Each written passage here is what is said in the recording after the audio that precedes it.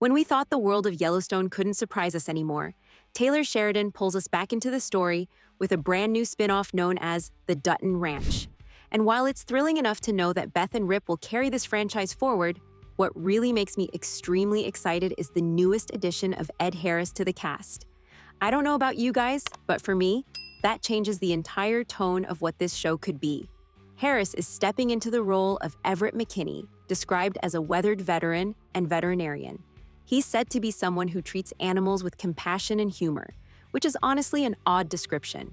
Like, having your characters based solely on how good you treat animals is a choice for sure. However, I think we can all agree that Sheridan didn't bring Harris into this world for a mere background role. If there's one thing Harris has proven time and again, it's that he can take a seemingly ordinary character and turn him into someone unforgettable. Just think of his performances in The Truman Show, Apollo 13, or even his unforgettable role in Westworld. Like, he will own this show, that's for sure. In fact, I can go as far as to claim that he is cast to replace John Dutton's shoes in the franchise, and I cannot wait to see how he will perform in this. That being said, of course, Beth and Rip are still very much the beating heart of the series. According to the official logline, the story picks up right after Yellowstone's finale.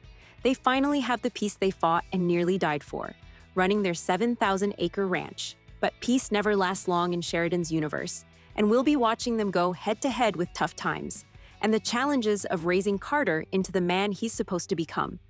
And it seems like Ed's character will be the one that challenges Beth and Rip the most in this new journey. I mean, let's be real, they, but especially Beth, need someone like that across from her. We all know who Beth is. She is a sharp-tongued, fiery, unrelenting woman that most of us simply adore. And now, for the first time, she has no father to guide her, or no Jamie to challenge her. And honestly, we are not used to seeing her like this. Kelly Riley herself has said she's fascinated by the idea of who Beth is when she's finally at peace. She said, "Who is she in peace?" As an actor, you're like, "Ooh, let me at that." Wouldn't it be fun to watch Beth go to therapy? I mean, jokes aside, I would genuinely pay to watch Beth in therapy alone. That would be extremely fun for sure. But if we know Sheridan, we know for sure that Beth's peace will be tested in every direction. And Harris's Everett feels like the kind of presence who could quietly shake her world. Of course, Harris isn't the only powerhouse joining the show. I announced in my previous video on the show that Annette Bening, another Hollywood icon, has also been cast as Beulah Jackson, who is a ranch owner in Texas, described as powerful, cunning, and charming. We don't yet know if she's going to be an ally or a rival to Beth and Rip, but when you combine Bening and Harris with Riley and Hauser, you're looking at a lineup of some of the best acting talent Sheridan has ever assembled. It reminds me of when Harrison Ford and Helen Mirren joined 1923, and if we get even the half the performance they presented in that show, it is a win in my eyes. But let me know what you think of it. But I have to admit that Harris stands apart because of how perfectly his career has been building towards something like this. He's always thrived in roles that could honestly be in Yellowstone franchise when it comes to their grit. For instance, in Westworld, he played the Man in Black, a character who could be terrifying one moment and achingly human the next. In Apollo 13, he was the calm, commanding voice in the storm. In The Truman Show, he embodied control and manipulation with chilling grace. And in Pollock, which he also directed, he showed us raw artistry and chaos. I mean, come on now. Can you think of an actor with better resume to star in Yellowstone?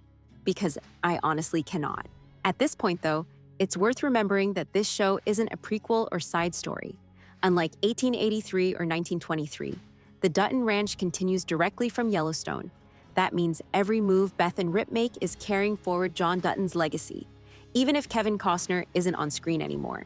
It's their turn to shoulder the weight of the family name, and adding Harris to the mix makes that inheritance feel even more complicated.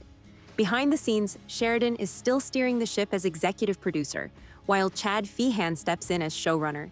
Feehan worked with Sheridan on Lawman Base Reeves and also has credits on shows like Ray Donovan and Rectify.